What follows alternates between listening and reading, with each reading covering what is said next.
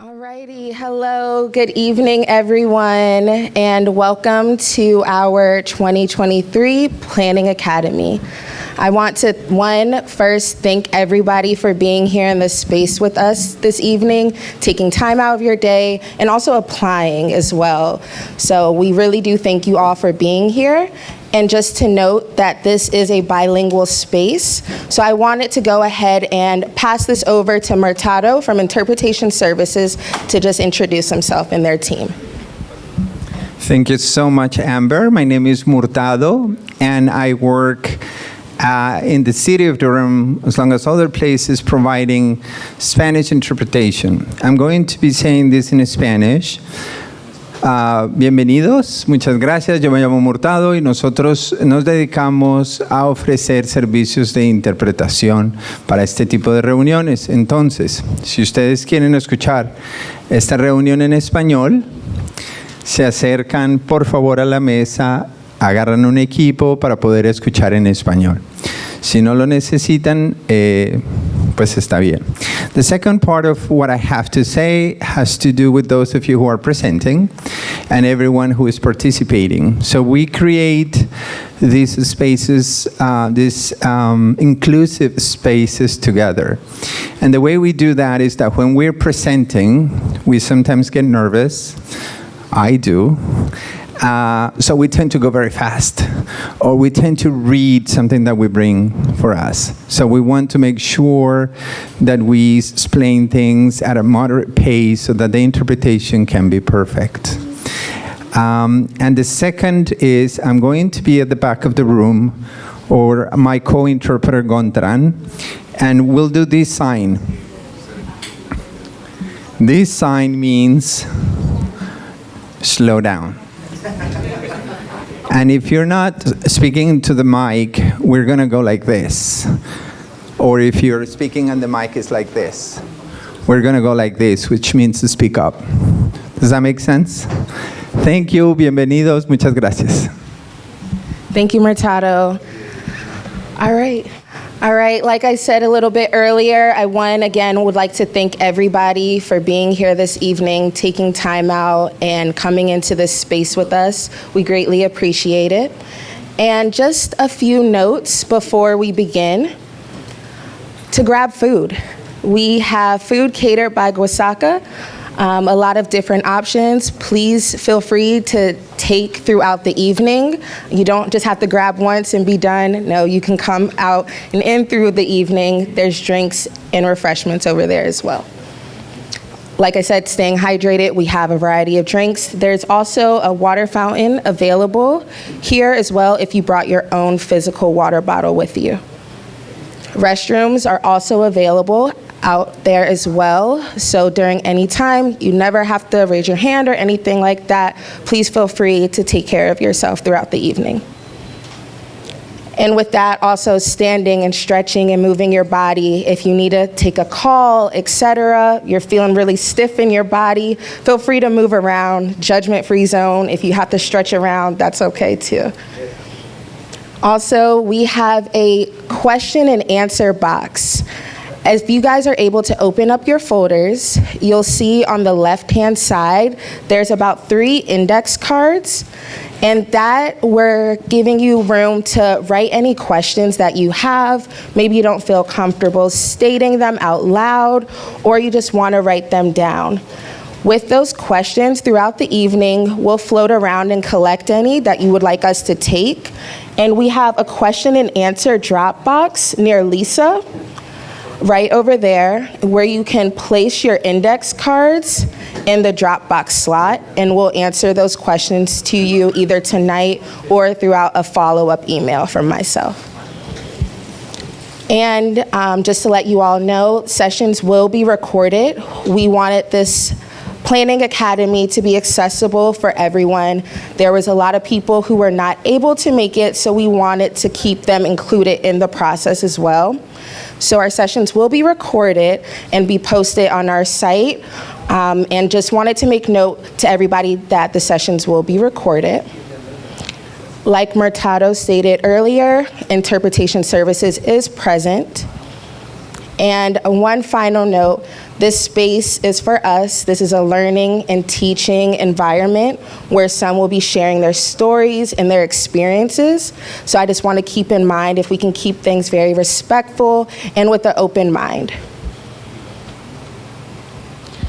All right, and now that I got that out the way, let's do some staff introductions. I know you're probably looking around, there might be some unfamiliar faces or some familiar faces. So I wanted to go ahead and just give a quick staff introductions. So I'll begin. My name is Amber Egodan. My pronouns are she, her, and hers. My role here with the City of Durham is the Equity Planning Specialist. I've been with the city for about a year and a half. And to answer this question, what aspects of planning are you passionate about? I'm personally passionate about challenging planners and trying to find yeses that best support the community and residents in an equitable manner that also supports marginalized communities. And so I'm going to pass it over to Robin. All right, my name is Robin Schultz. My pronouns are he, him, his. I am a senior planner and an arborist within the planning department. I have been with the city for 2 years and some change. And the aspects of planning that I am the most passionate about, like I said, I am the arborist. I think a lot about trees and ecology generally, but I'm also from a small town, so I really like rural economic development and things of that nature as well. And with that, I'll pass it off to Alexander. Hey y'all, I'm Alexander Cahill, Senior Planning Manager. I oversee our strategic support team, which houses Amber's role and a couple of other roles where we focus on racial equity and innovation. Then also our growth management team, which if you've ever been to a city council meeting or a board of county commissioners meeting, we're the ones that get to shepherd all those projects through the process. I've been with the city about 5 years, and let's see. That's a long list, but right now my focus is really on affordable housing. How do we reduce barriers to community members? How do we reduce barriers to developers to build the units? And what does it look like to co-site affordable units with the amenities that people need to access them? So that's what I'm most passionate about. All right, I've been closer, so. Okay. Good evening. My name is Justin Henderson. I'm a business services analyst with the City of Durham. I've been in this role for about a year and a half now. And I would say what I'm most passionate about is equitable community engagement.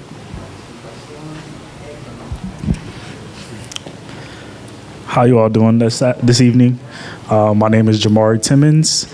I'm a business systems analyst with the City of Durham. I've been there for about 6 months. My pronouns is he, his, him. And I am passionate about equity, especially affordable housing. Being from New York City is very imperative to me. Hi, I'm Chris Peterson.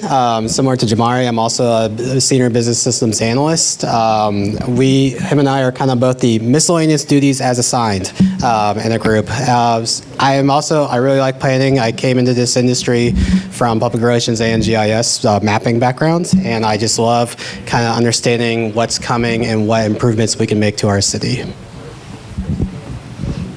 Hey everybody, I'm Sarah Young. I am the planning director. I've been with the city for the department for 23 years now. My pronouns are she, her, and I think the thing that I'm most passionate about is making sure that we are designing and making changes that really center people in the way neighborhoods are built, in the way that we make changes to the ordinance, and the things that we require for development. So. Thank you. Andy Lester, he, him, his.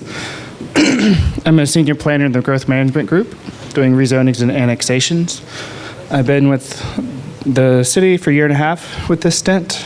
And what I like most about planning, or what I'm passionate about, is making the development process more efficient but fair.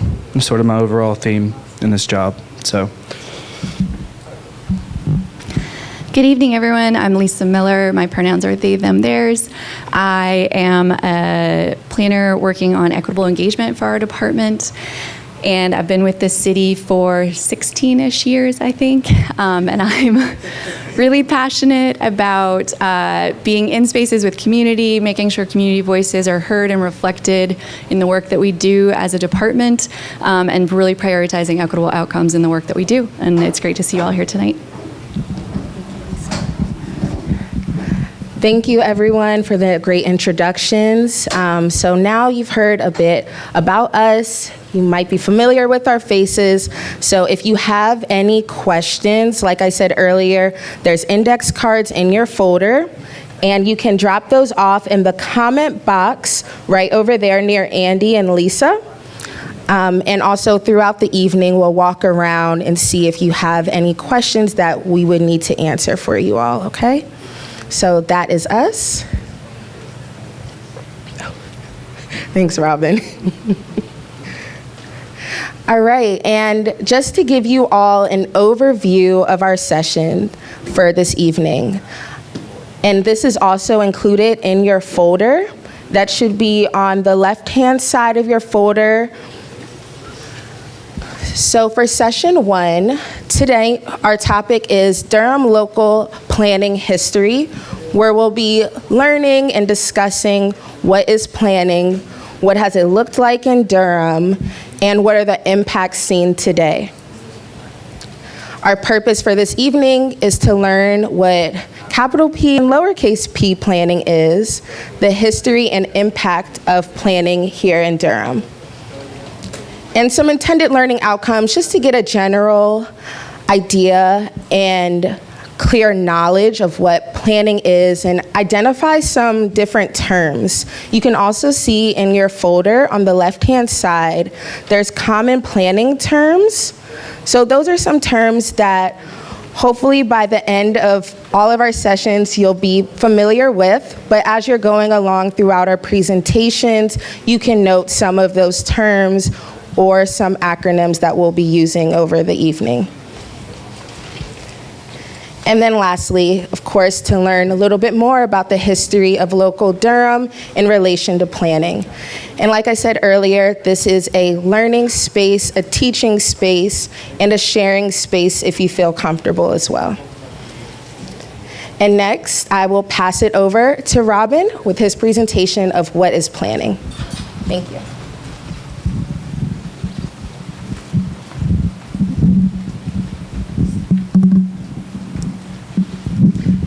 Trying to figure out my hands over here. All right, y'all. So, as we've noted, I'm trying to figure out a way that I'm not standing in front of the screen for y'all. My name is Robin. I work in the planning department as a senior planner and arborist, as I said. Just to do a little bit of housekeeping, I am going to be asking questions, going to make this a little interactive for everyone. We are going to ask that you raise your hand and that you speak into the microphone just for recording purposes. So if you raise your hand, don't worry, we will get a mic to you. So to do a little bit, can you, oh yeah.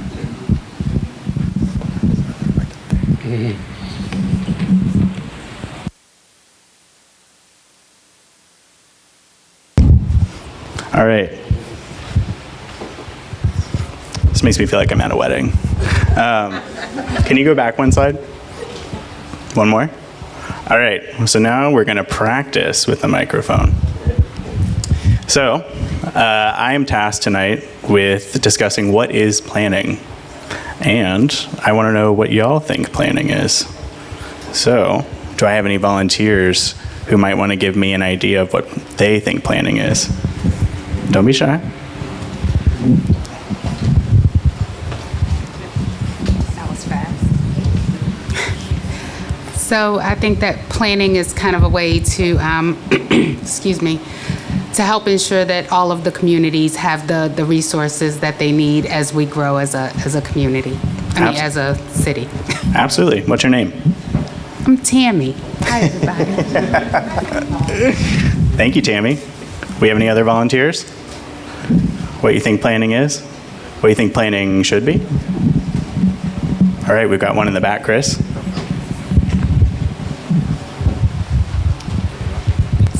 Similar to what Tammy said, my name is Janice, by the way.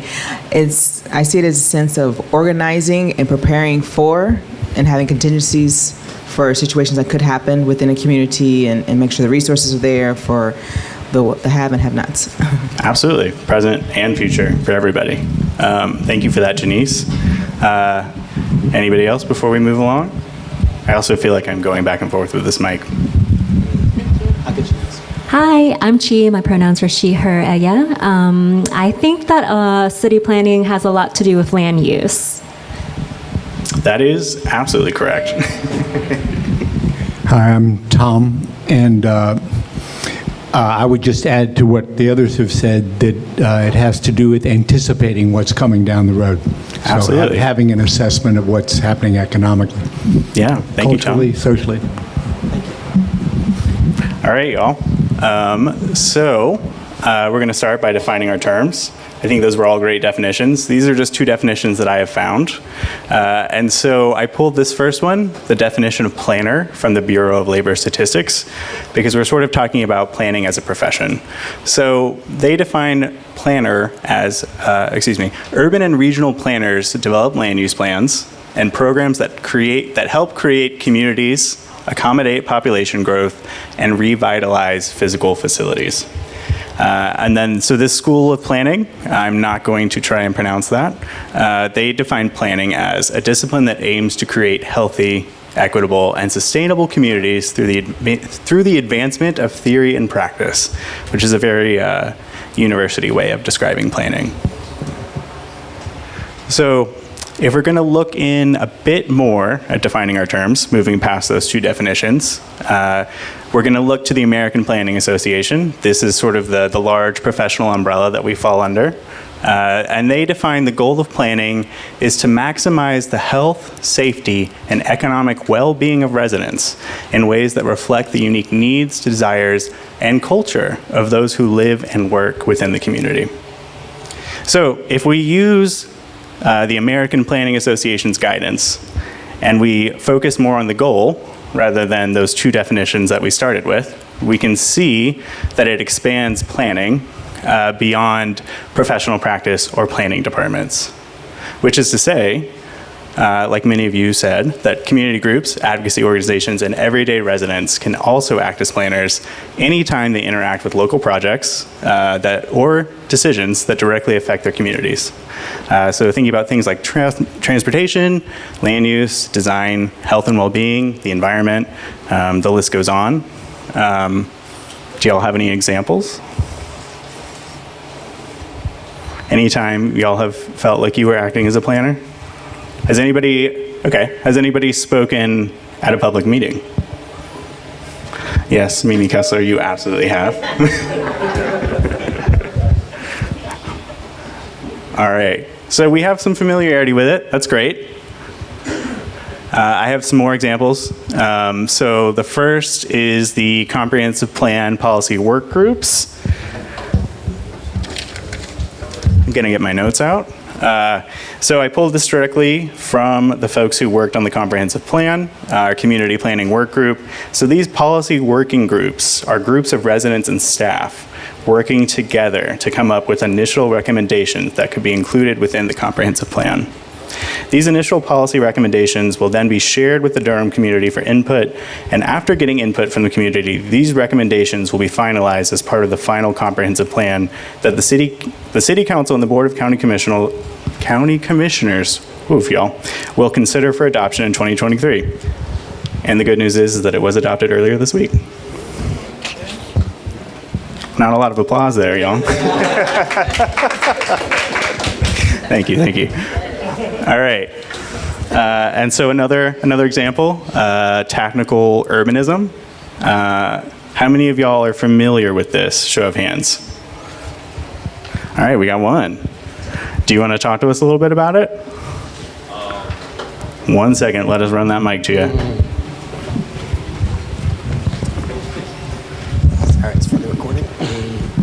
I've only heard of it very loosely as ways of kind of creatively changing spaces, not necessarily through traditional channels. Absolutely. What's your name? Oh, my name's Salim. Gotcha. Thank you. All right. So Salim is absolutely correct. I pulled this definition of tactical urbanism from the Tactical Urbanist's Guide. And the way that they define it is an approach to neighborhood building and activation using short-term, low-cost, scalable interventions and policies. It's used by a wide range of actors, including businesses and nonprofits, citizen groups, and individuals. I think that some of the most common ways that I've seen folks do tactical urbanism, folks also call it guerrilla urbanism, is mostly transportation projects. So you'll see folks put bollards up. I think there was a pretty famous case in San Francisco. You can see them painting right here. I will not advocate for y'all to do this because the transportation part will get really mad at me. But if there are more bike lanes, I probably won't be mad. All right. So, that being said, planning is a generalist discipline, which is to say that planning works best when there are multiple forms of knowledge included throughout the process. Some of these can be lived experience, knowing local history, an idea of property law, environmental science, architecture, etc. I did want to note that many staff in the department don't have planning degrees. I personally don't have a planning degree. We've got folks from law school, historic preservation, architecture, public administration, ecology, engineering, organizational leadership, geographic information systems, and we have folks that don't have a degree. It's a wide range. So I did want to just throw that out there, that planning is one of those disciplines that works best when you have a wide range. Sort of the opposite of a specialist discipline. And I think the best one that I can think of is like a structural engineer, which is to say when they're building a bridge, you don't need a lot of people to tell you how a bridge works, right? That might actually make it worse because I don't know how a bridge works. So we want bridges to work. Those things are specialists. Planning is not. Works best when we have everybody in the room. All right, so we've talked a little bit about how residents and advocates use planning. So let's talk a little bit more about planning departments. So this is to say, planning departments get at this goal that we talked about earlier through two different means. The first arm is the creation of long-term plans, the main one being the comprehensive plan, and the second being development management, which is a very fancy way of saying what can go where and how can you do it. And now we're going to play a little video. Are you curious about how our city continues to grow and develop while preserving its unique character? If so, look no further. We're diving into the role of the Durham City County Planning Department and the Planning Commission. These two entities work tirelessly to guide the growth and development of our city, ensuring that it remains a vibrant and thriving community for all who call it home. Welcome to City Life. I'm Beverly Thompson. Joining me to talk about how planning is helping to shape Durham's future is Sarah Young, Director of City County Planning Department. And we have Austin A. Mendolia. He is the Chair of the Planning Commission. Welcome to you both, and thank you so much for joining me today. Thanks for having us. So Sarah, let's get started with you. What does the Planning Department actually do, and how is it structured within the county? So we are a joint department of about 50 employees, and we are the planning agency for both the city of Durham and Durham County. That means we have two primary charges. The first is long-range planning, which is basically figuring out what our community is going to look like in the future as we grow and develop. And the other is ensuring compliance with our development regulations. So when someone proposes to do something with their property, making sure that they're following all the rules. So we have kind of a dual function, both visionary and regulatory. That's a big assignment, I would imagine, for any city. But Austin, tell me about that. So we're not actually going to hear from Austin tonight, no planning commission tonight, but that will be covered later. I wanted to include that, namely because it's Sarah saying the same thing that I was going to say, and you always want to agree with your boss. But also, I think that she phrases it really well. We are both visionary, thinking about the future, which so many of you pointed out, but we are also regulatory. We are telling folks what they can do and can't do. And so looking at this first arm, the creation of long-term plans.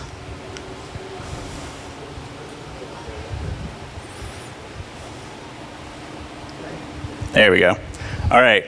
So the main long-term plan that the planning department works on is the comprehensive plan. And to define the comprehensive plan, I'm going to take this directly from the plan. The comprehensive plan is Durham's statement of how we want to grow and develop. The plan guides where and how private development should occur. It guides how the city and county should provide public facilities and services to support future growth.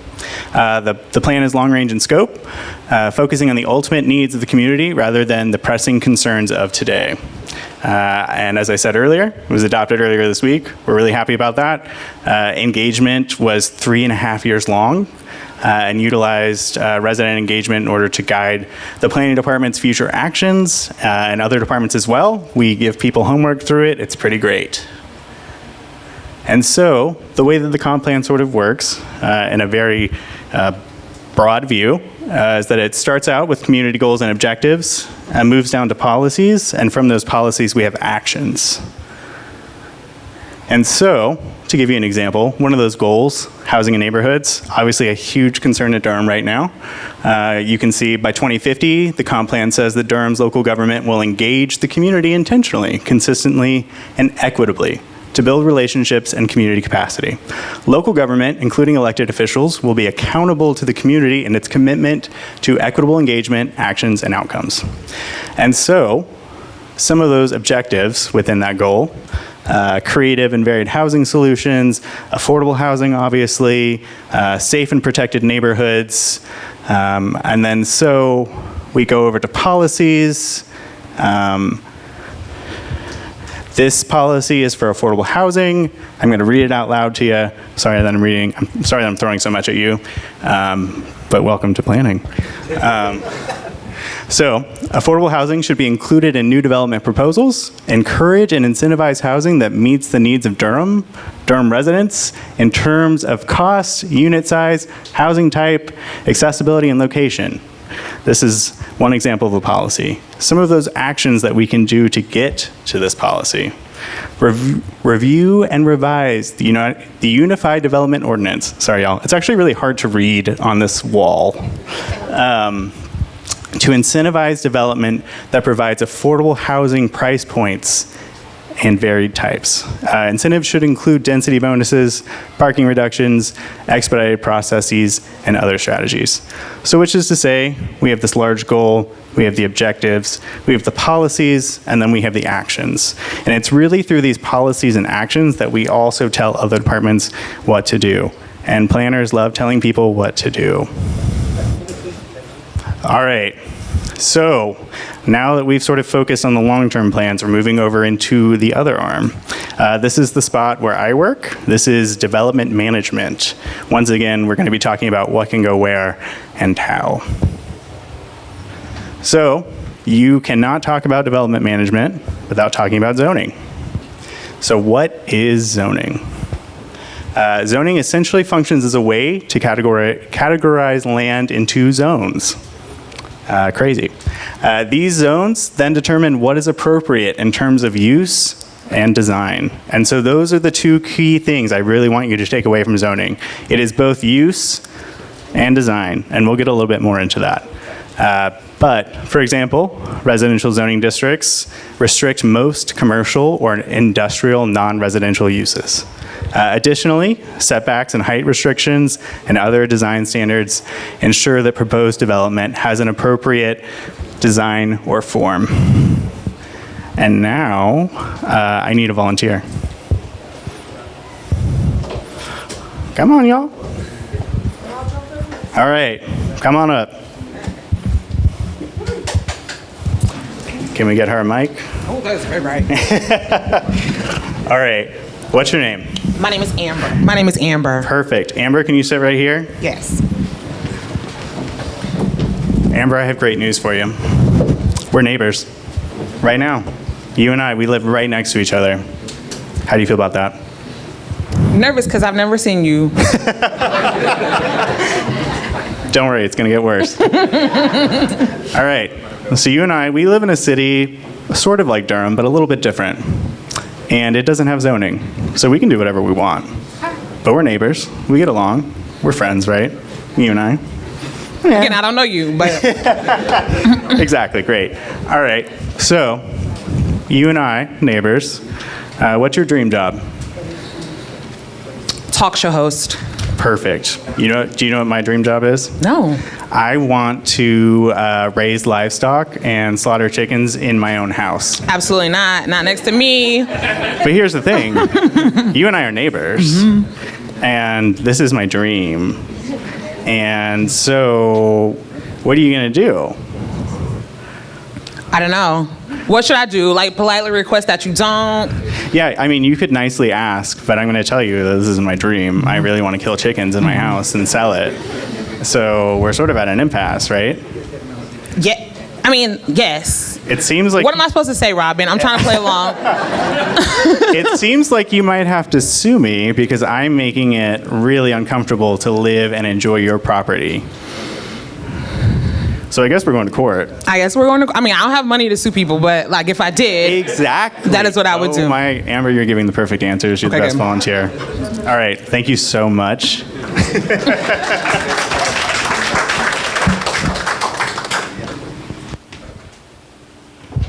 All right, y'all.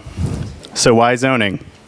Zoning has essentially been established through multiple court cases. This has gone to court throughout the 1900s. And in many ways, it functions as an avenue to protect private property and also to keep the courts from being overrun with civil cases. For instance, in an example where zoning does not exist, which we may have just witnessed a brilliant one-act play, you're all very welcome. If a neighboring property in your neighborhood decided to construct a factory or a chicken slaughtering plant, then the course of action for property owners would be to sue the owner of the factory for infringing upon their right to use or enjoy their private property. And Amber brought up a great point. Going to court is not fun. It's expensive, costs time. We don't have zoning, right? So there are a lot of people, because I'm sure a lot of people have the dream of opening a chicken slaughtering plant, right? Not just me.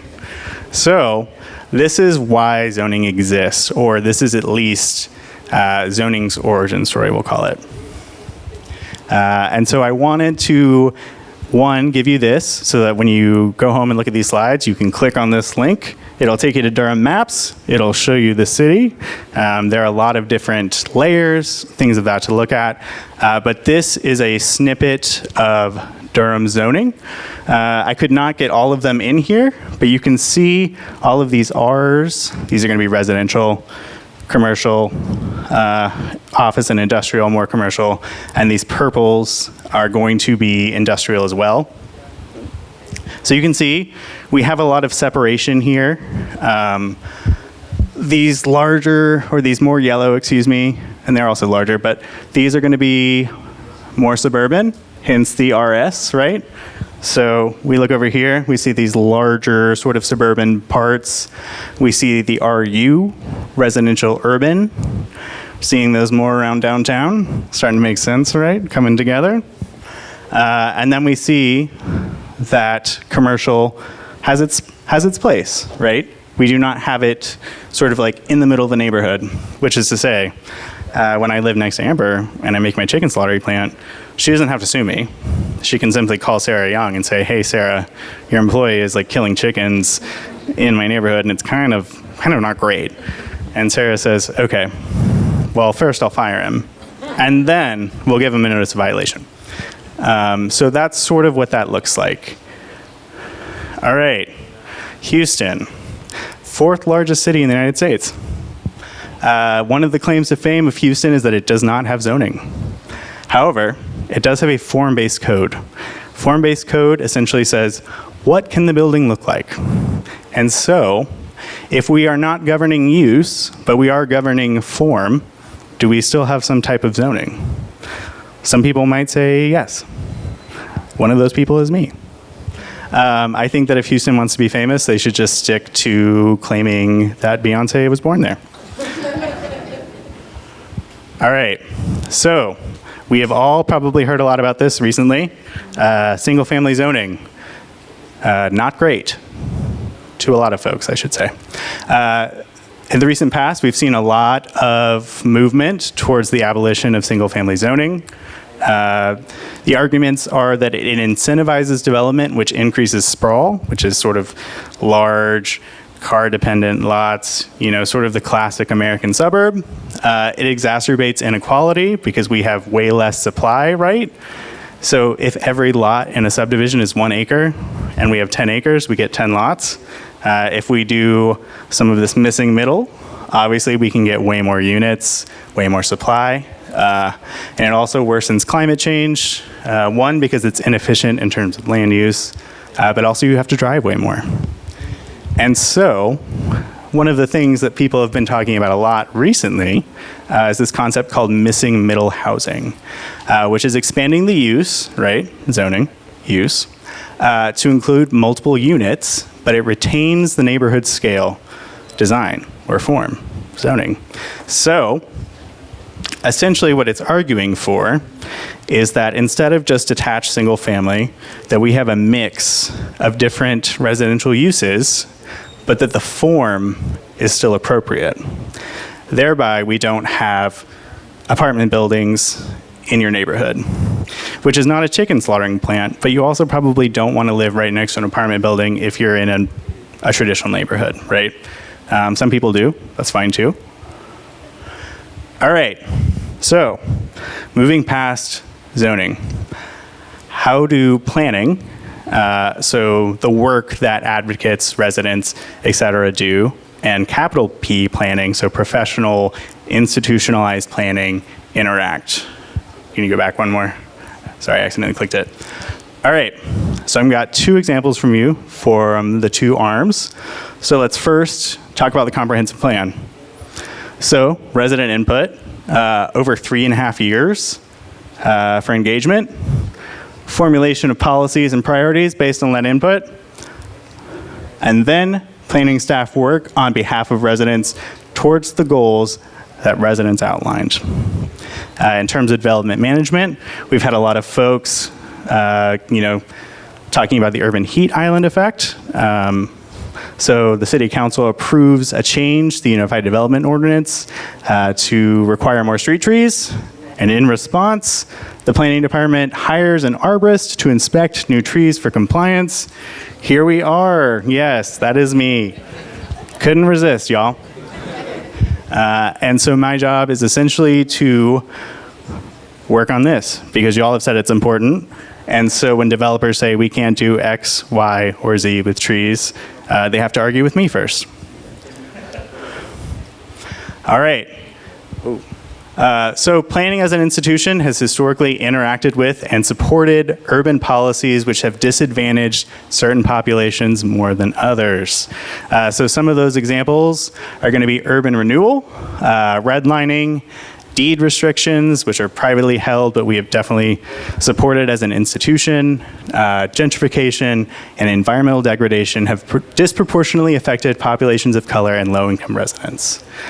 Which is to say that modern planning or current planning.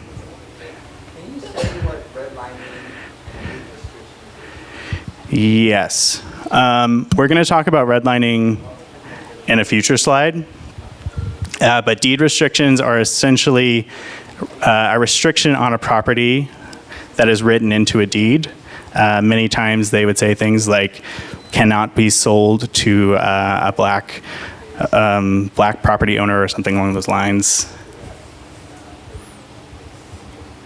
Okay, so modern planning or current planning has a responsibility to acknowledge and communicate the harm that these policies have inflicted upon communities, and a duty to center equity in all of its actions and undertakings moving forward. All right, so I have thrown a lot of things at you. We are going to have a short primer on local history after this, and then we're going to have a local history panel. But if there's anything that I've thrown at you that still needs some clarification, we've got a mic, we can run it around. Okay, we've got a question.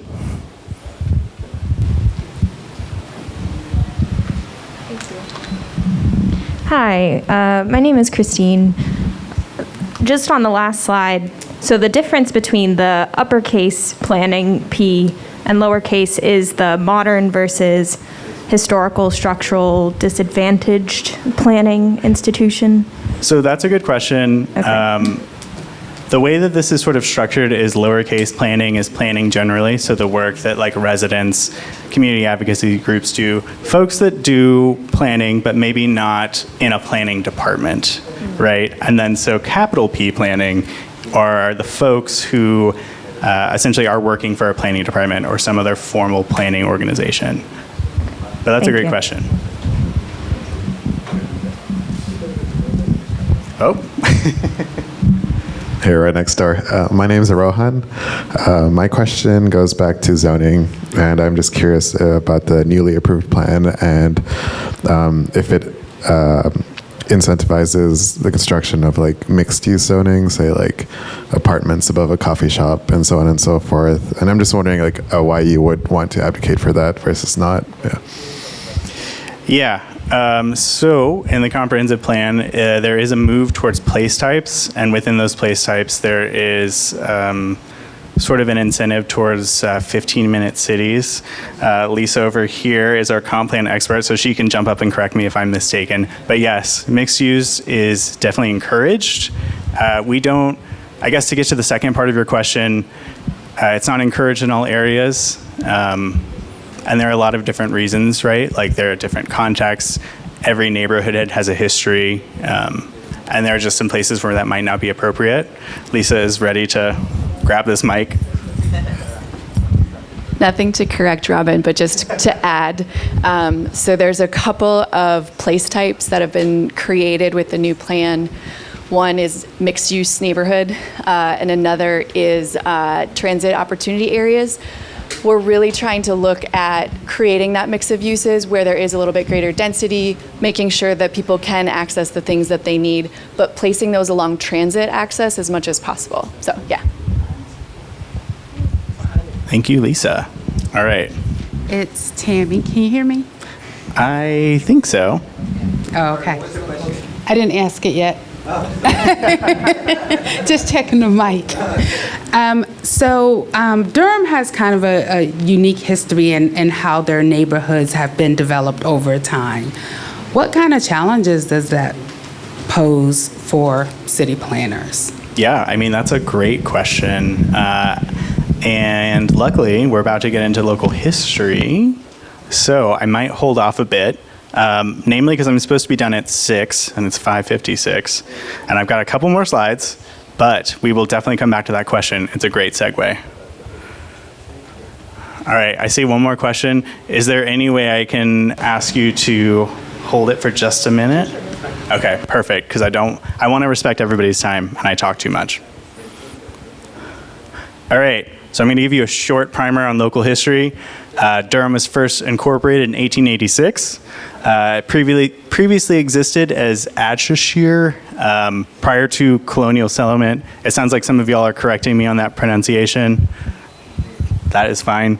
And it was originally home to the Eno and Occaneechi peoples. The Cameron Plantation was the largest in the state. The Camerons owned more than 30,000 acres of land and enslaved almost 900 people. The Cameron family lobbied the state for a local railroad in order to expand their reach. The land for the railway station was donated by Bartlett S. Durham. And so, right here on the side, I've taken this picture from Bull City 150. This larger outline is going to be the Cameron land. It's hard to see, but this square right here, thanks, Chris, that was the original site of that railway station. All right, and now we're going to talk about redlining. So, in 1937, redlining maps were created by the Homeowners Loan Corporation. Neighborhoods were rated on perceived risk, with certain areas being deemed too risky for federal mortgage assistance. The presence of black people, immigrants, and poor people of any race were considered the biggest risk factors. We see these effects still today. Tree canopy in red areas You can see a lot of East Durham. It's 40% fewer than the green areas per a study by some Duke students a couple of years ago. And just to go through this map really quickly, the green areas were rated the top rated by, loans, followed by blue, yellow, and then red. So that's sort of how that works in terms of desirability for giving out loans. So in the late 1960s, city officials planned to demolish every building in the outlined area below. I'm going to show you some pictures in just a second, except for St. Joseph's Church, in accordance with urban renewal policies and for the construction of NC 147. In the end, over 4,000 families and 500 businesses were displaced. The price tag for the destruction of Hayti was $300 million in today's dollars. 3/4 of which was paid by the federal government. All right, so here we see it in 1950, very dense. Here's the church, Fayetteville, Pettigrew. And here it is again in 1972, sort of post-urban renewal.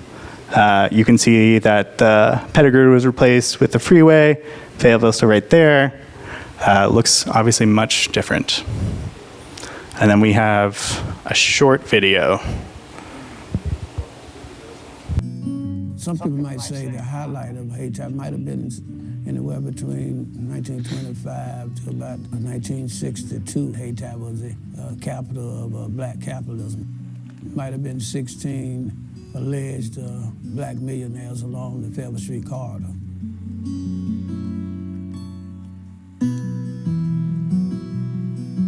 As much as Hayti was recognized for being the ideal black middle-class community in the South, there were large parts of the community that struggled. Famed civil rights activist Pauli Murray described Hayti as if the town had swallowed more than it could hold, and what regurgitated from the bottoms was an odorous conglomeration of trash piles and garbage dumps. I refer to it as, somewhat of a ghetto.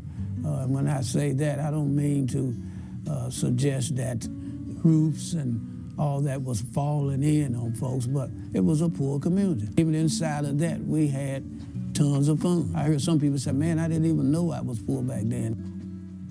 Durham's political leaders wanted to revitalize the city and responded with a plan to renovate 200 acres of Hayti. Initially, the black community was very supportive of urban renewal because this would bring federal money into the black community and to, improve black housing and that type of thing. The building of 147, the Durham Freeway, was connected to the urban renewal project. Basically, the housing would be taken down, and then new housing was supposed to be built to replace that, and it would be much more proper housing where people would have much better facilities instead of urban renewal, which some people called it, in parlance of the time, as Negro removal, because housing was taken down, but it wasn't replaced, and businesses were destroyed, and those were supposed to be replaced, and that never happened either.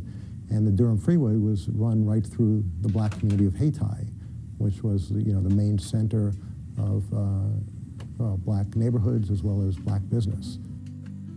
And if you just look at the map of Durham, you can see that the East-West Expressway kind of skips the major landmarks, like the American Tobacco Campus, like Irwin Mills, like the Cotton Mills in East Durham, like West Campus and East Campus. So it kind of skirts between all the major landmarks, but it went through less affluent communities of color: Hayti, Brookstown, Monkey Bottom, Crest Street, Hickstown. We've been tricked enough, so I'm sure people had the sense that, oh yeah, this ain't gonna work out well. They're promising this, promising that. You look at the Urban Renewal Commission, you see who's on that, no poor people on that. The result was that Haiti's residents did not receive the compensation they were promised. Once the highway was completed, many families who lost their homes were forced into public housing. Since 1963, demolition of affordable housing has exceeded its replacement by more than 50%. It was a lot of people that I went to school with that were displaced. They was put in Fayetteville Street Project. They were put in Free Garden. Over there in Hayti, everybody was family. over the years, the last 30 years, the disinvestment in that community has been a process. It's like a storm or hurricane. It's slowly pushed people out.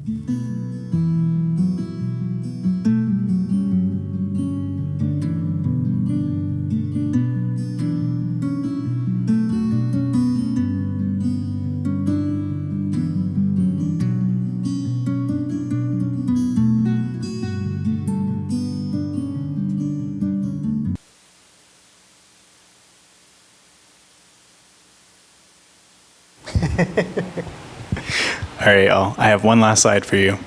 So how does planning capital P, so professional, institutional planning, address Durham's local history within our work? So I've got 3 different ways listed, the first of which is historic preservation. One critique of historic preservation generally is that it has focused on the history of white people or had too much of a focus on architecture rather than the cultural history of the city and county. One other way is through the comprehensive plan. We did 3.5 years of engagement, and we really tried to do our best to make sure that the plan reflects what the community wants, how we give out homework for ourselves, sort of what the city looks like by 2050, city and county, excuse me. And then the last, we've really focused on affordable housing. We're looking at strategies strategies that are currently employing to combat gentrification and displacement, which are often, I shouldn't say often, but are exacerbated by that previous history. However, these are still limited by private property rights, by the state law, et cetera, things that we will get into more in later sessions. But that is the end of my presentation. I really appreciate y'all hanging in there with me. I know I was talking at you for 30 minutes. We are going to have a local history panel, but first we're going to take a 10-minute break, let y'all stretch, walk around, get the sound of my voice out of your head. Thank y'all so much. Hello, and welcome back from our break. I hope everyone is doing well. I hope you are able to take care of yourself as needed. And I just wanted to again serve a friendly reminder. If you need to get up, stretch, move your body, please feel free to at any point in time. The bathrooms are out there as well. We still have a ton of food, so please, if you're still hungry, keep going. And to go ahead and get started, we will begin our panel discussion. And so this panel discussion will be moderated today by Alexander and Angel. And what I'll do is go ahead and pass it off to them. Thank you.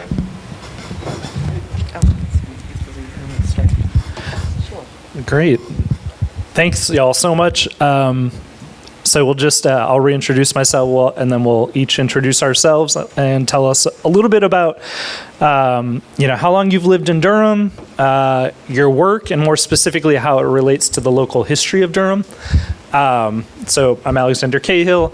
I'm really just a co-moderator, but my group oversees racial equity and planning. You've met Amber. She's leading this workshop. So I'm not going to talk a lot about myself because it's not about me today, but I'm going to turn over to Angel.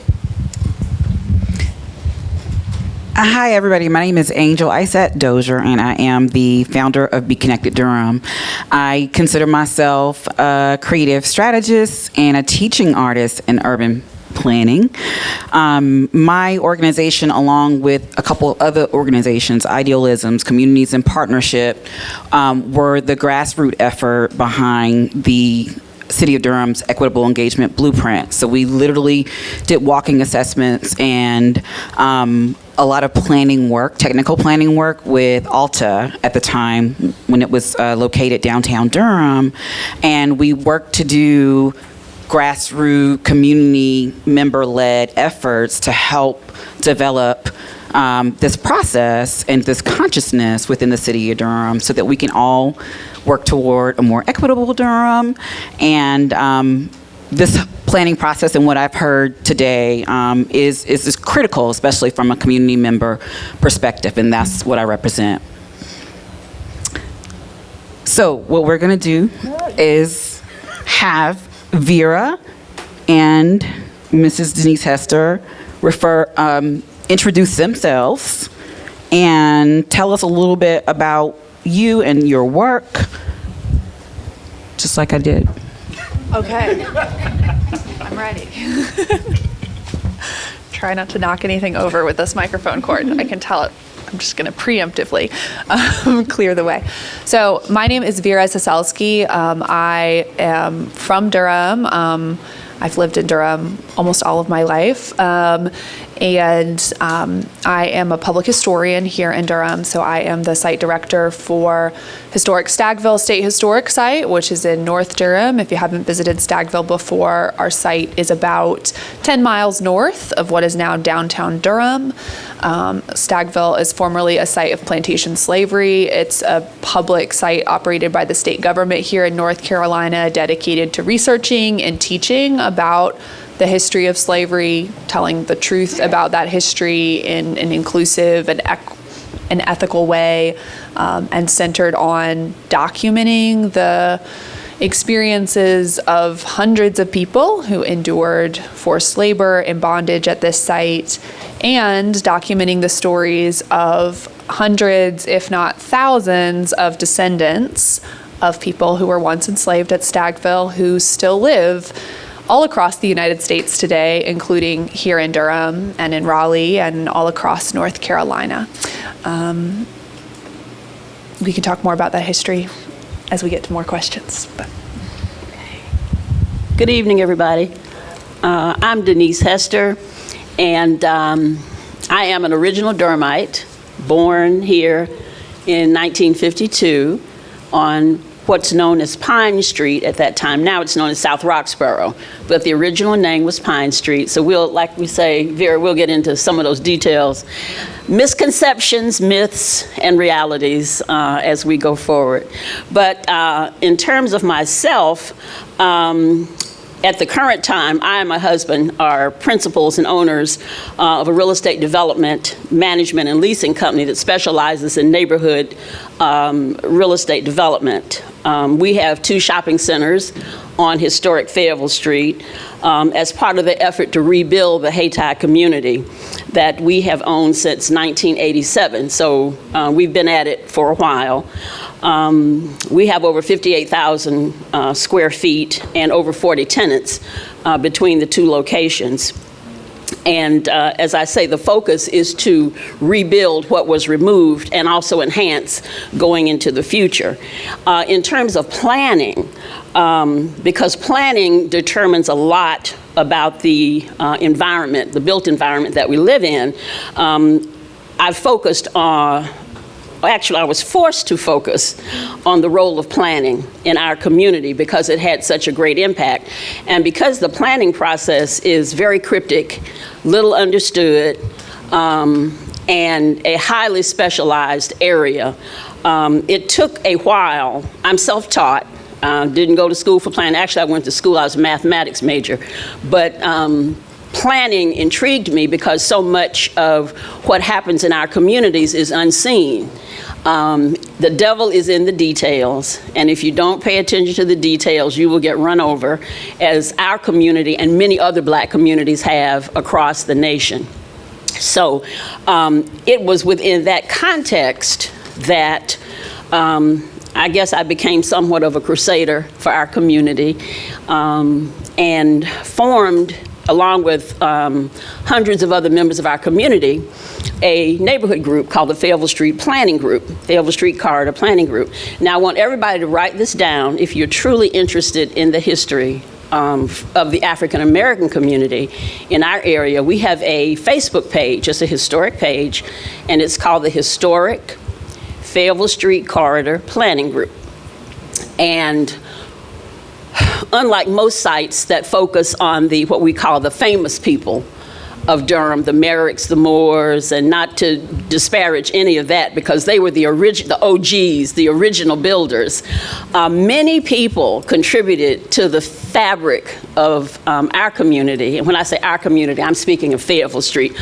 But African Americans helped build this city and county in so many ways. So our site is kind of like an unsung hero site where we recognize maybe your next door neighbor, somebody you went to church with, somebody you went to school, nursery school with, somebody who was on the safety patrol, as well as a host of business and unknown people. So if y'all want to, we established it, let's see, this about 2 years ago. And we do accept entries if people want to submit something that's relevant to Fayetteville Street. We do scrutinize. It does have to be relevant to Fayetteville Street, not all of Durham. But we invite you all to submit and participate. And just one more thing I'm going to say before I stop talking. In terms of our planning efforts, we go back, probably to around 1990, at which time our original issue was crime in our area. And that sparked the creation of our plan, but we realized that that was just a narrow definition of development. So it morphed into a more general plan. And in fact, we established the first, after the 2005 comp plan was produced, we established the first small area plan and submitted it to the proper channels for approval. And that's a story in itself after that. But we did establish the first African and only African American to this day local historic district in Durham. We've weighed in on numerous plans, rezonings, gateway plans, sidewalk plans, budgets, the whole process, not just planning, related to rebuilding and enhancing our community. So when I say I've been around for a while, I'm probably, as I look around, one of the older people in the group, and glad to be here and glad you all invited me tonight. Thank you. Well, I'll just say, Ms. Hester, you just answered most of the questions that we were going to ask, like in one fell swoop. We can go. So we're going to come in and ask for some more specifics because I'm sure everybody would love to hear more about Mrs. Hester's story. She's got a T. You heard it here first. Okay. And the same with you, Vera, with regard to your experience. So, as a public historian, and the lived experience that you have, also with context that the lived experience could be something that could be considered, mainstream, if you will, or the status quo, or the common story that we're hearing. And it sounds like the two of you are familiar with each other. So I'm curious about how your lived experience has impacted your work as a public historian with regard to Denise Hester's history as a person who was born, bred, has seen the things that have happened with the historical Hayti community. How are both of your experiences, your lived experience, how do they impact you? And how do they inform what you see happening here with regard to planning and development here in the city of Durham? That is such a vast question. The thing, in terms of my own personal experience, so many people may not be familiar with the history of Stagville, the site that I represent. Stagville was probably the single largest site of plantation slavery anywhere in North Carolina at the time of the American Civil War. The surviving census records from 1860 tell us that there were 983 people enslaved and held captive on the site in 1860. That number crossed over 1,000 individuals who were enslaved on the site by 1864, right on the threshold of emancipation. Like I said, I grew up in Durham. I was educated in the Durham public schools. I've lived in Durham almost all of my life.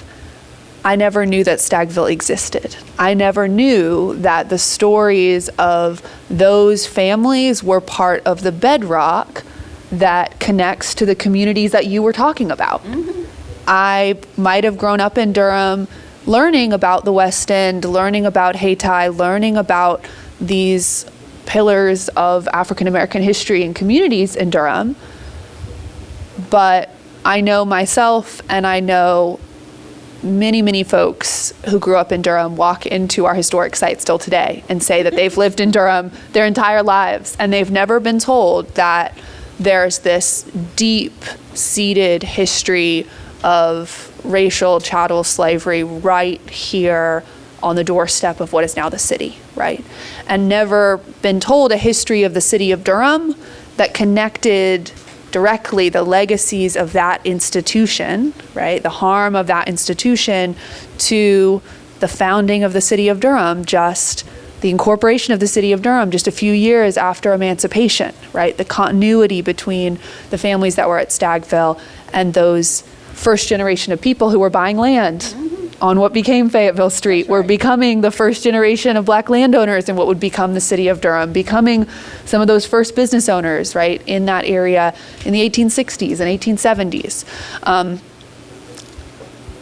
So that ignorance, that erasure, right, the intentional silencing and disconnection of that past from present, in my own lived experience, but also in the collective that I witness, that I think is a very powerful lived experience, and that I'll never forget that in my own experience, right?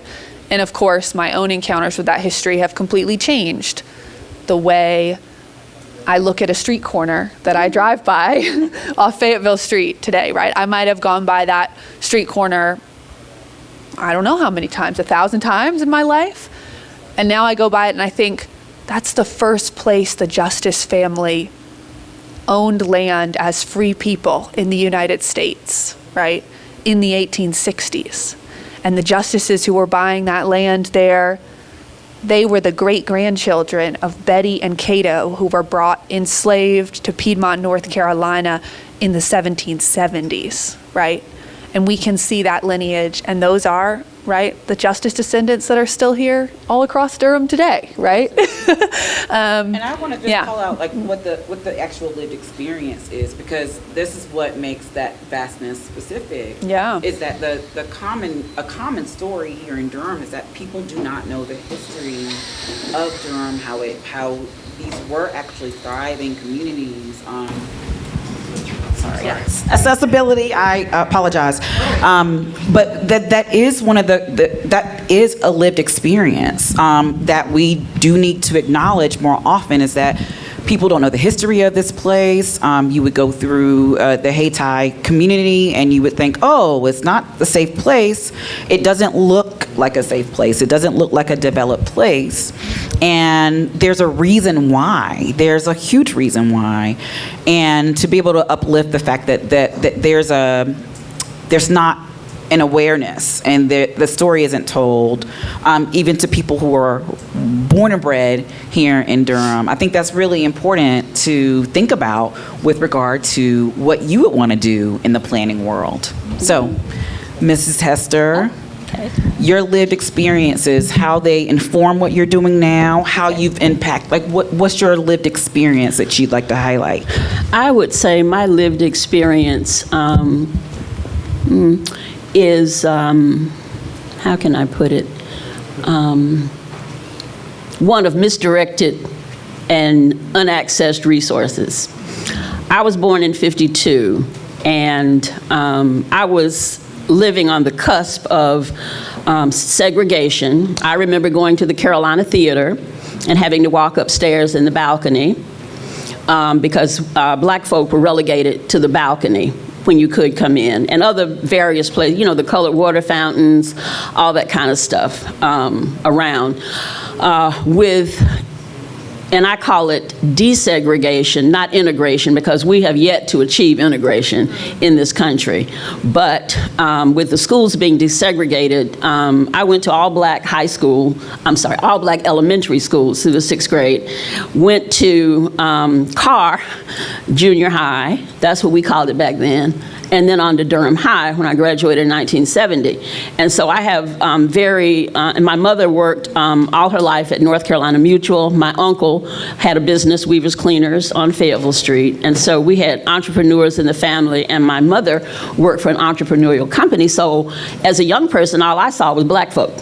And in a sense, our history with people my age, with black people, is, I'm just going to be blunt, protection from white people.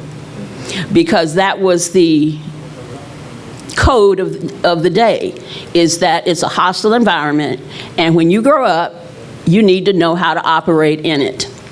And so that's my environment. It's always being aware, always being hypervigilant about activities and just the whole environment that we're in.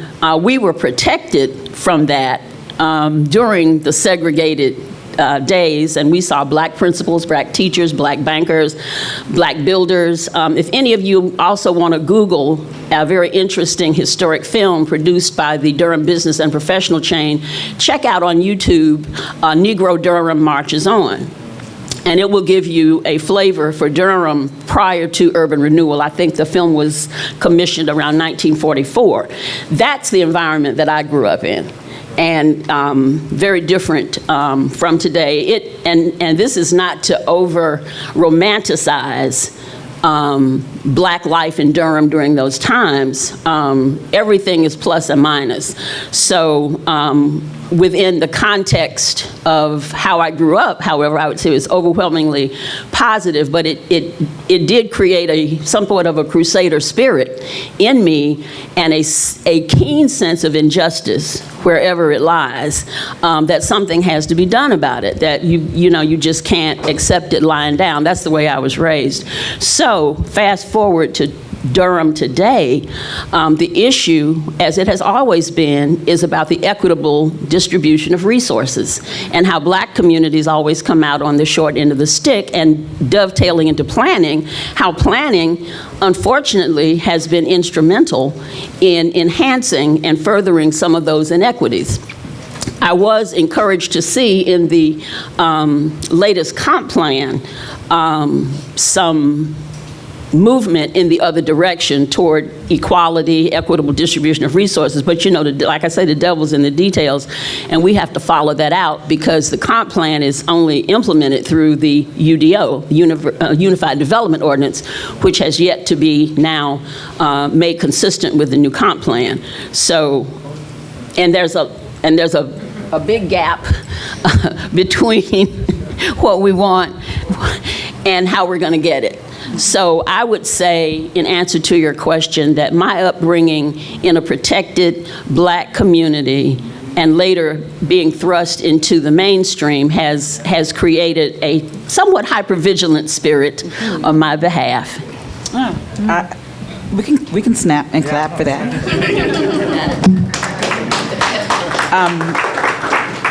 So what I'm hearing about safety. So those are things to think about as planners, and the maintenance of those safety systems. And I'm also hearing resources, and how, with regard to your experience, you had a positive experience. You saw black professionals, you saw people working together.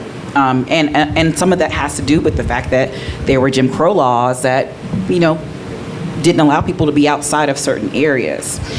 And that's an important thing to think about, too. I also hear this part about the resources and how your experience is not often the experience people hear about when they hear about Durham, and how important that is, because it's a part of it can be very critical information that helps to correct certain problems. They end up being these natural solutions when we are able to acknowledge all of the history, when we're able to focus on what is true and allow that to emerge as a strategy. So, do you want to ask anything, Alex? All right. So I'm curious now about your experience, because it sounds like a positive one, and I also understand the issues of not feeling safe, or being a vigilante, or being vigilant, because this is, as you all know, the city of Durham, one of the things that makes it special is that it's a community organizer, a community rooted type of city. So people are always actively doing things to make this place a better place to live. and they're not always acknowledged, right? Those stories are not always the stories that are told. So what is one of your favorite things about your lived experience, about the city of Durham? And then what's one of your most challenging, even if it's an experience or story? And I'd like you to think about the same question, like what's your favorite thing or favorite story? And then what's something that's challenging with regard to the city of Durham, your experience here, the landscape, all the things? Me first? Sure. Well, I'll put it like this. One of the best things that happened to me was when I left Durham in 1970. I graduated from Durham High, went to Harvard University, graduated in 74, determined never, ever to come back to Durham, North Carolina. Ever. See, two things I said, you should never say never. No, don't play with fate. I said, I'm never coming back to Durham, but here I sit. And then I said, I don't want to ever have children and bring them into this world. Twins right out the bat. Boom. So, lesson, never say never. But anyway, I always felt that Durham was, and it is, it's a cliquish, still is, a cliquish, and in some still segregated society in terms of people and environments. We're in the same physical space lots of times, but we have totally different experiences standing or sitting side by side. And actually that's a positive, and that's the reason I wanted to leave. You know, you think you leave and you can leave your problems behind, but that's not the case. So everywhere I went up to Cambridge, Boston area, same thing. Went to Atlanta, same thing. I think they're worse than, more cliquish than Durham, if you can believe that.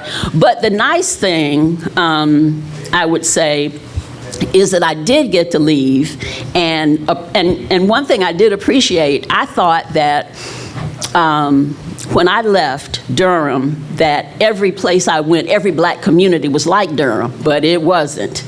I really found out when I left how unique Durham was, and all of the things that helped build Durham from the black perspective were missing in a lot of places. And so that was an eye-opener, you know, as a young person, because you think, oh, I'm getting away from home, getting away from mom and dad, I'm gonna do my thing, you know, only to discover that the things that happened in Durham, black banks, insurance companies, a lot did not exist in a lot of other places. Fayetteville Street, Hayti, black business districts in a lot of places did not exist.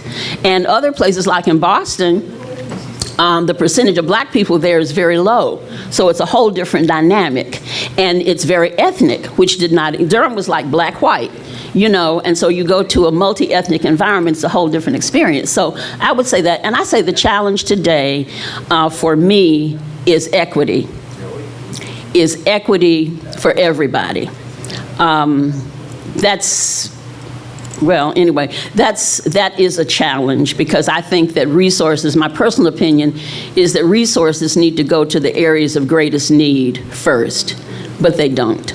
And so that is the challenge, is to determine how, and not why, but how living can be made more equitable for everybody that finds themselves living in Durham.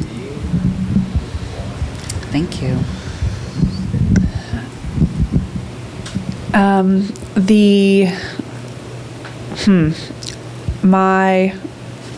I'll say my favorite thing about Durham history. How about that? My favorite thing about Durham history is Pauli Murray. And I'll leave all of you to look up the Pauli Murray Center and engage with the great folks there and learn from Pauli's life and work and art through them. I'm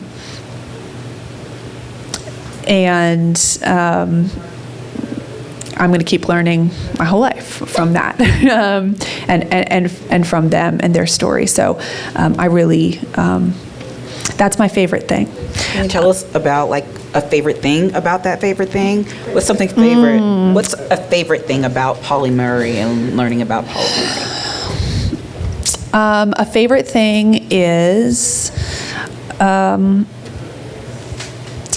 so many things.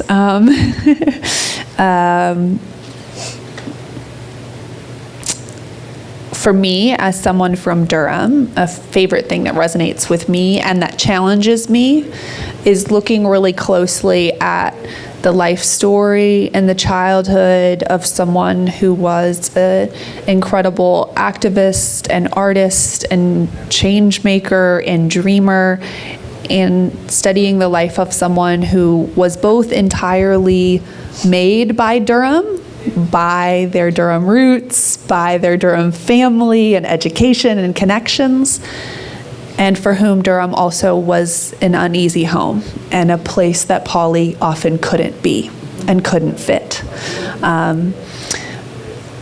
That's one of the things, it's my favorite, not because it's easy or beautiful to hold on to, but because it's something I'm going to keep learning from when I think about the community Durham needs to be and who Durham needs to include and be welcoming to.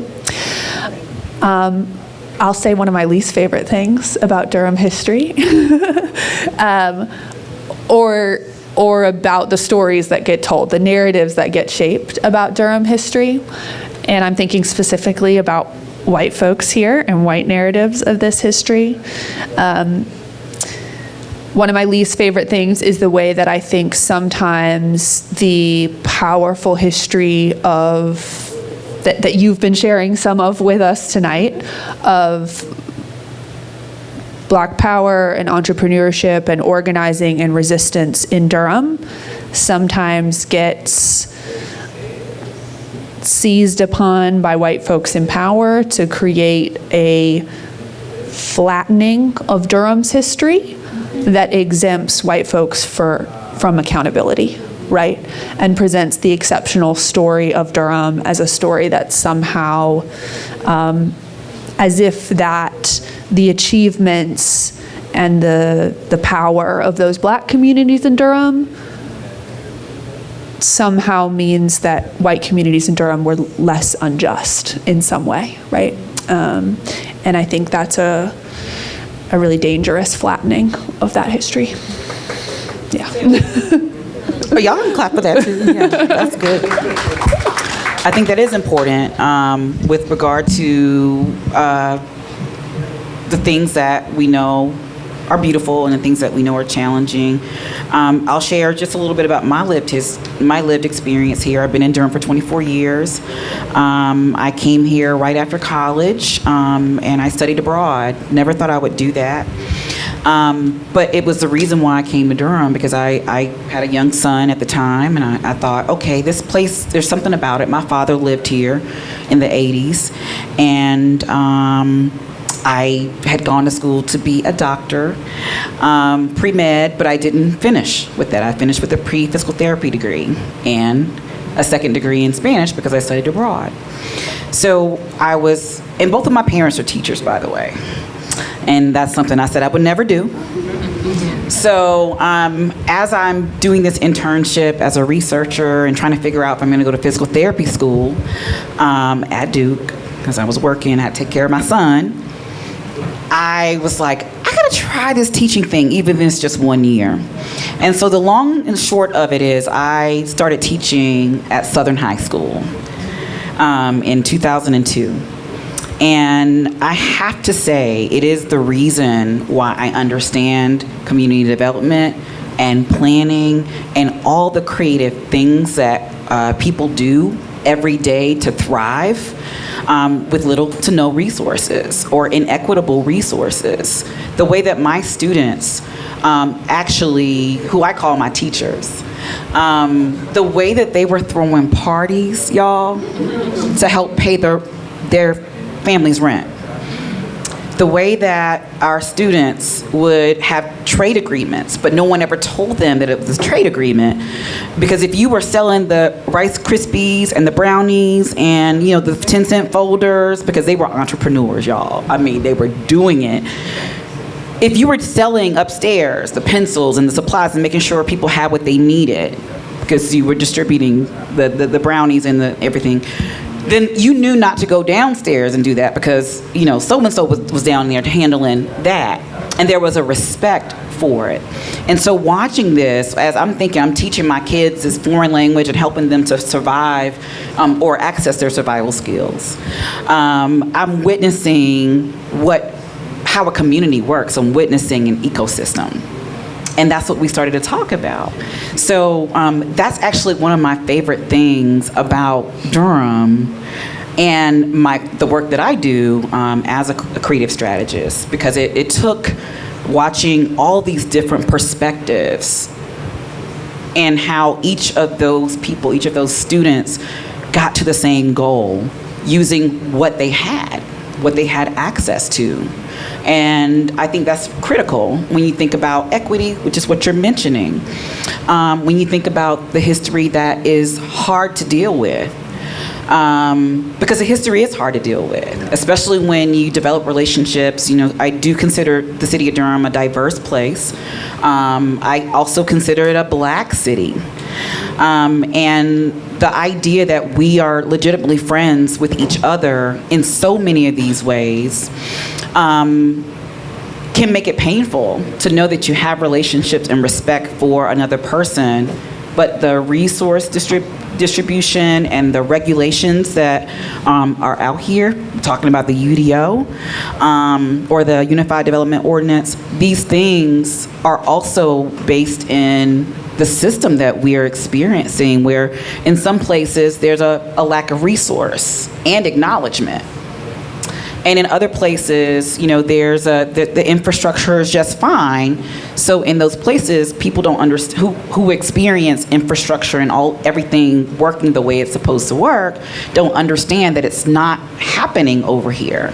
And that's really important for planning. And I would say that is the challenge that I experience with my work. So thank you for those answers. Sure. It's interesting. My other sideline is genealogy, and I became fascinated. That's part of the Durham story. And I know more about my mother's side. Her people came from the cane plantation, hardscrabble. Yeah. And interestingly enough, had a friend who kept saying, we're cousins, you know, because in my grandma's generation, everybody was cousin so-and-so and cousin so-and-so, even though you didn't know exactly how. And she kept saying, we're cousins. Well, only recently did I actually locate our common ancestor, but they came from Stagville. Yeah. And anyway, it's just so many stories. If you go to our historic site, it's just so many stories. And speaking of Polly Murray, one of my ancestors is listed, is written in her book. A young Black man was killed over on the West End, and he would be a great uncle, Dick Banks, Richard Banks, was a premier painter in Durham. And he found this young man who had passed, and he carried him back to his mother's house. And interestingly enough, my grandmother and I are expert painters. That's my other sideline, is painting. I love to paint. And I'm good, I have to say, because most people hate painting, but I love it. It's in our blood, I guess. But anyway, all these intersections of people and places and situations, I think, knit us together, always in ways that we don't necessarily like and enjoy, but it happened. You know, and so the thing about history, and you mentioned the flattening of history, is that's why it's important to do research. And I have to commend your family, because I was telling you I love your father's books. But anyway, and get a lot of my source material from there. But I think you have to face up to, and let me just say this is not a popular statement. Sometimes Haiti is mythologized as well. Everything was not perfect. Everybody was not a good person. We span the spectrum from the very poor to the extremely very wealthy and all those experiences in between. And so, you know, a lot of the, as I say, regular people's stories get pushed to the side and pushed down, and that's kind of the purpose of our Facebook page. So I just think it's important for us to try to remove some of the biases that we all grew up with. I have them myself, and the thing with urban renewal is a particularly charged story because there were black people who were involved in the destruction of Haiti. You know, people don't like to talk about that, but that happened. And, you know, if you're my age, you can know the names of the people and the families that benefited too, you know, along with the mainstream. So, you know, history is not always pleasant, but I think it is important to understand. And I think when you have some understanding of it, it tempers your viewpoint toward others. That, you know, nobody comes in this world perfect and nobody leaves perfect. So just explore and learn is all I can say, and be open. Open up your mind and get outside of your own experience a little bit if you can. Are you connected to the banks in like Twin Oaks and that area? I don't know. My bank's people came from Scotland. I'm sorry. My bank's people came from Scotland Neck, North Carolina, as far back as I can go. But we probably are related. We're going to have a Banks family genealogy conversation because there's Banks is connected to Stagville too, and I've been looking, try to connect that family tree. But we can have that off stage. Yes, the Banks family who are at Gear Cemetery are from Stagville. Many of those folks, yeah. So I'm going to close this out with probably one of the toughest questions that we're going to have tonight. And Denise, I'm really glad you brought up intersectionality. I think that's super important. You know, as planners, we have a role and a responsibility, me especially as a white male, straight presenting, in a position of perceived power. I say perceived, I don't have power. You know, we're responsible for understanding this intersectionality, and we see it, right? We see it play out in maps. We see it play out in resource allocation, that when we talk about wealth building. And so my question is, I'm hearing a lot of really robust conversations about the stories that Durham has.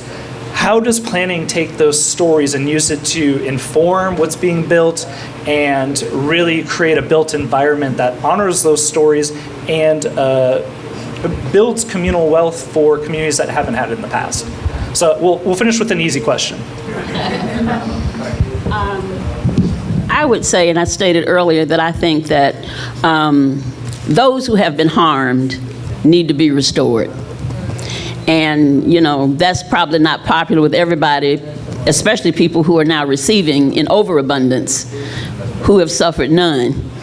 But I think that that's, whether you want to call it reparations, whether you want to call it resource allocation, whether you want to call it tax abatement, whatever form it needs to take, I think that is the starting point, because so often things have been promised and never fulfilled.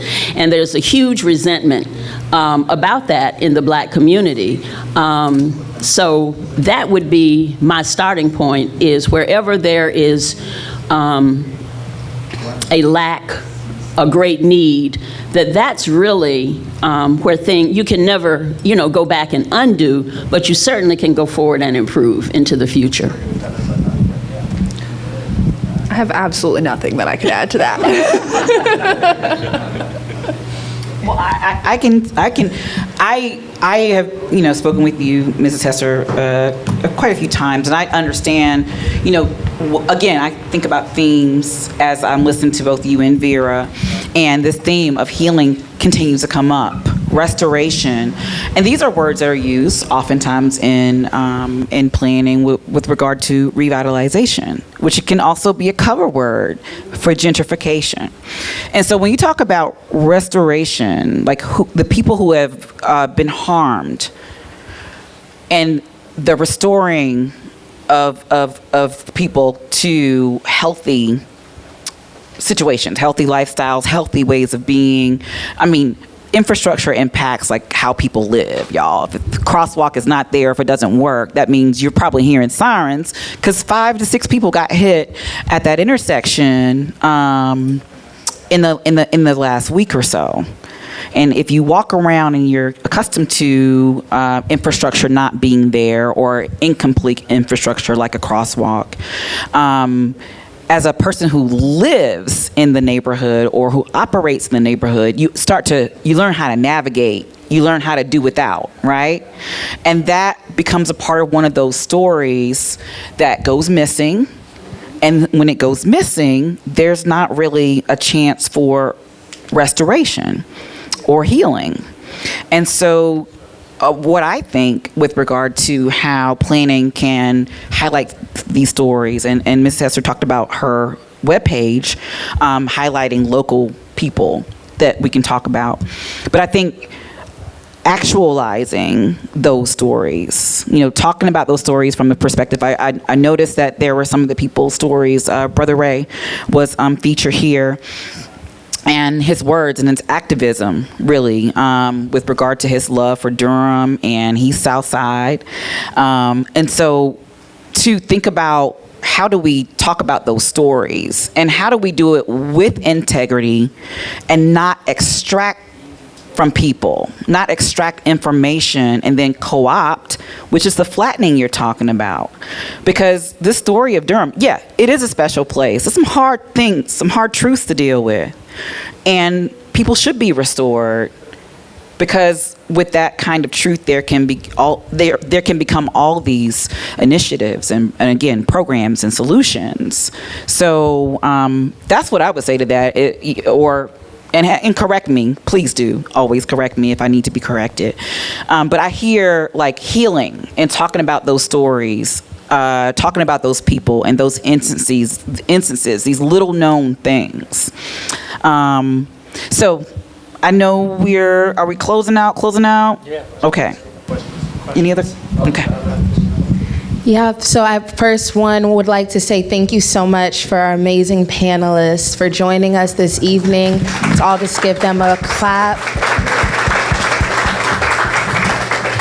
And I just want to, again, thank you for sharing your stories with us, your sacred stories that are near and dear to your heart, and opening up with us in this space. So I really do appreciate you all taking the time out and doing so. And so now I would like to open up the floor for some questions.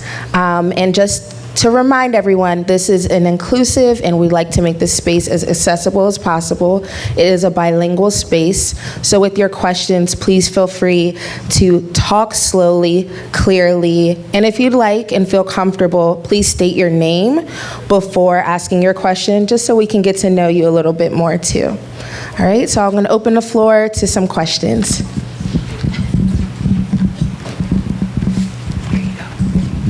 Thank you. So my name is Tammy, and I'm just wondering for the two ladies on the panelists, with Durham becoming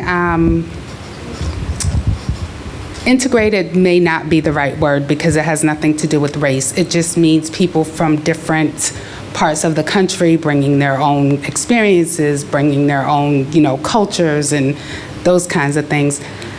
How do we bring them into the fold, right, of Durham history, to understand what Durham is as a city, what Durham was as a city, and where Durham is going as a city, as a community, not just a city, right? Because Durham, I'm a transplant, by the way, and Durham is a really special place. I find it very comforting here, and just a really warm place. I don't know if that's everyone's experience that have come from somewhere else. I just feel that way. And I just want to know, how can we have everyone, even if you're from here or not, to feel a sense of home in Durham, but also, pay homage to the history and to the people that have been here. Have at it. Oh yeah, we both have instant answers to that question. It's an easy one. Yeah, I don't have an easy answer to that question. I think the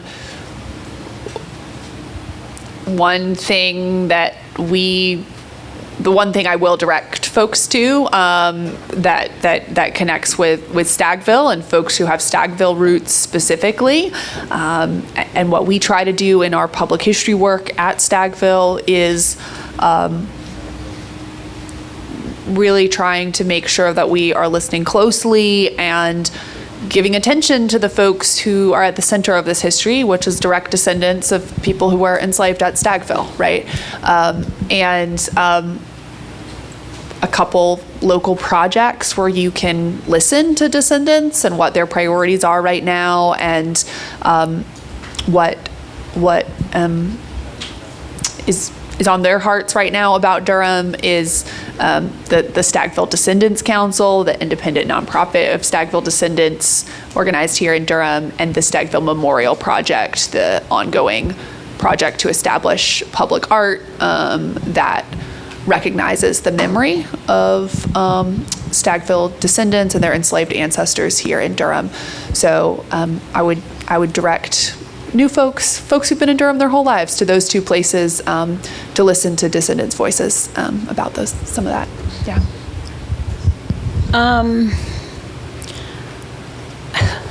That's a really good question.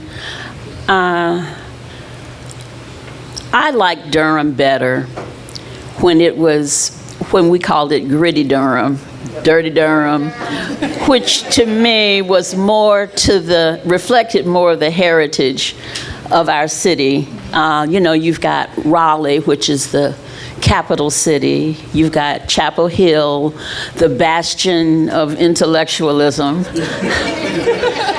And then you've got Durham, which all my life was what we called the Po City of the Triangle. And Durham has a complex. I'm going to tell you, Durham has a complex being the Po City. Number one, because of the heritage that you spoke about a large portion of our population having been enslaved, ancestors been enslaved, and the development that has ensued based on those realities. And I liked it better when it was dirty Durham or gritty Durham, because people seem to be more authentic. With the new wave of people coming in, has been a decided PR campaign to make Durham into or whatever.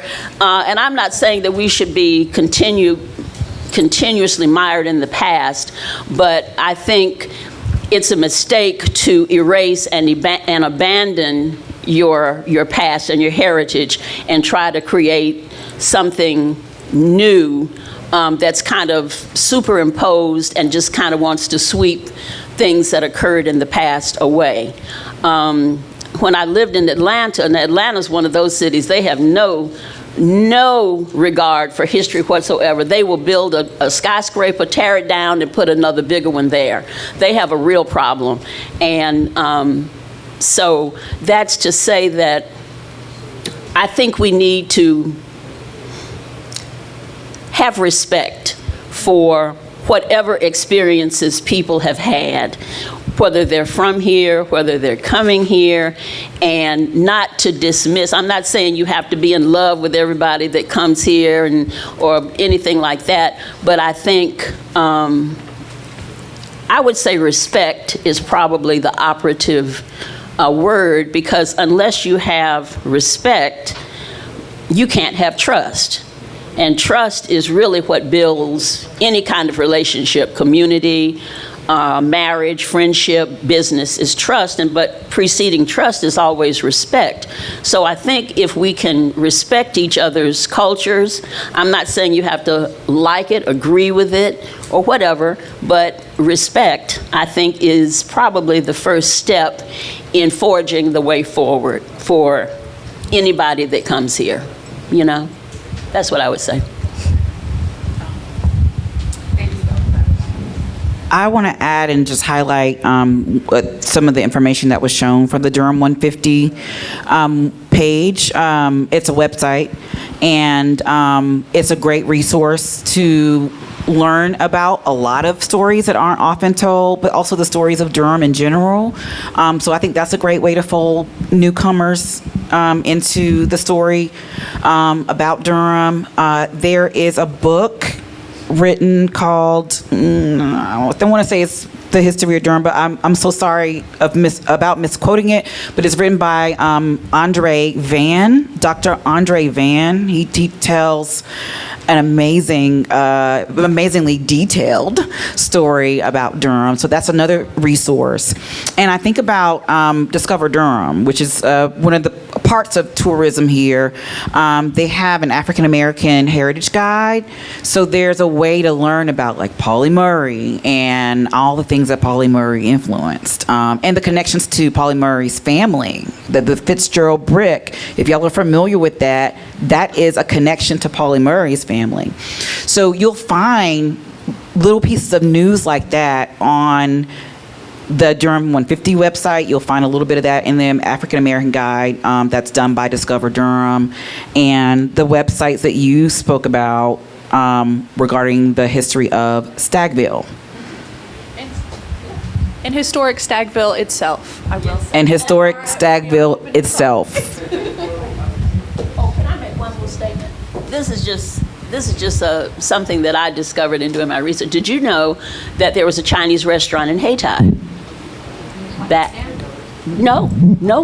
Back in the 1940s, prior to urban renewal. Yes.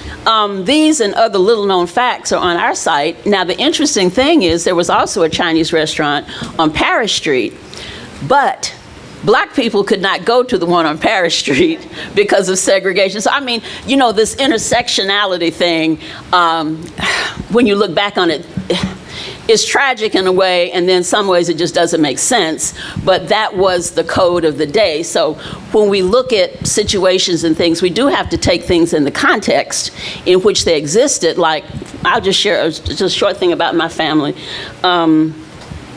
I found the manumission papers for my great-great-grandmother. I was sleepless one night and was scrolling through the Orange County Historical Site, which has all the deeds and everything, and I was starting to get sleepy, and I finally got to the end, and I found her name along with other family members in that household, and I immediately printed out 100 copies of that thing so I'd never lose it. And that was in 63. Okay, but then my folk didn't leave the cane plantation, hardscrabble, until around 1900, and I traced them down to the streets that they actually lived on, which was Red Cross Street, originally renamed Matthew Street, which is now a parking lot at American Tobacco. At any rate, I was searching under the wrong name. And, you know, people took different names, surnames, upon, you know, being emancipated.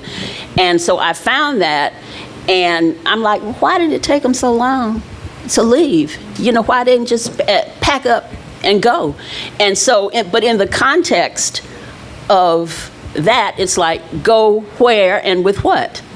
You know, and you start to, you can't judge, you know, so you have to look at things in the context in which they're occurring and the capacity, I would say, of individuals to adapt to the circumstances, you know, that they find themselves in. So that's just one little tidbit that was kind of eye-opening for me. Thank you. We have time for one more question, so I'm going to let this gentleman ask. Thank you. My name is Tom Clark, and I'm a librarian. I just started working at Durham County Library, which I recommend everybody visit. But as a librarian, one thing I know is that you can't do much in the way of building a library without federal grants. And I really noticed in the video how the contribution of the feds to getting rid of Hayti. And I'm wondering from the planning staff, one of my objectives for coming to this process was to how do we keep track of federal money, and how do we keep track of how our local politicians, both at the local, state, and congressional level, get us our share and advocate for more.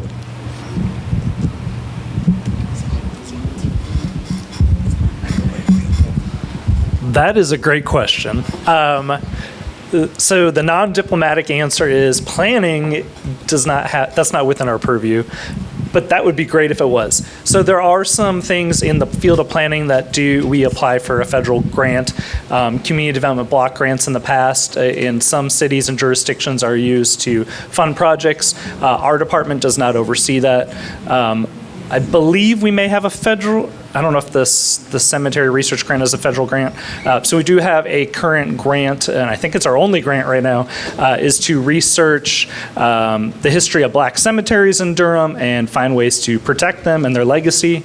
But in general, the planning department doesn't oversee funds. We're actually, in a future session, you'll kind of see how we operate and where our money goes, but most of our resources are to pay for staff to support the development projects and try to hold them accountable, like Robin said, to the regulatory environment.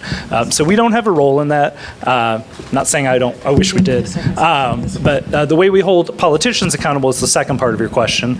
And the way we hold them accountable is a little bit different. We present them with as much information and as facts as that we have when we present something like a development, which we'll talk about, I think, in session 3. And when we present that and those facts, that's our way of holding them accountable to help them make better decisions. So we don't have a purse string, unfortunately. I wish we did. Thank you all. Sorry that we could only get 2 questions, but again, I just would like to thank all of our panelists for being here and sharing your stories with us, and thank you for answering our questions as well. So another little round of applause.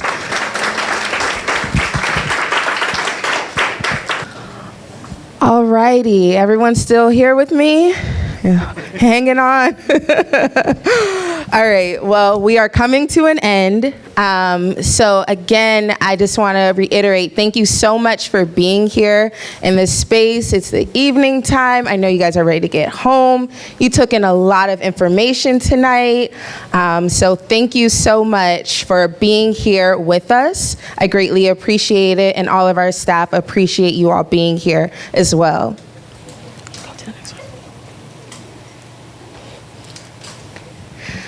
Alrighty, so like Robin stated earlier, we will be sending out all of our PowerPoint slides to you via email. And so this slide includes some home engagement, what we like to call it, similar to homework, but it's engaging. So in this list of home engagement, you'll find different website links to different articles. We'll also include the videos that you saw today as well, and just some things that you can look over within the next week. And here at the bottom, I have session 2 home engagement. So if you want to get a little jump start on what session 2 is about, and to let you know, bless you, and to let you know, session 2 will be also held next week here, same location. And in that session, we'll be discussing the planning department functions and operations. What do we do? What type of projects do we manage? And what groups planning consists of. All right, and just highlighted here at the top, again, is just our schedule. And so highlighted, you'll see what's coming up next. This is also, a format of the schedule is also printed in your folders as well. And if you have any questions or comments, please feel free to email me, email Robin, any of our staff as well. And I, again, would like to thank you all so very much for being here. And I really appreciate all your support and taking the time out and joining us this evening. And I'm going to end with that because it's been a night. So I thank you all for sticking through with us.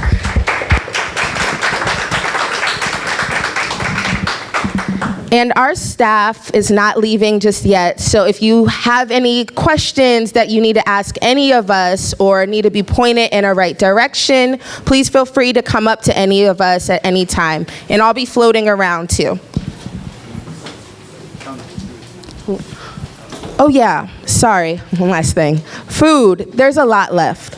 Please take some for yourselves, take some for your family. This is a lot. Thank you all so much for being here.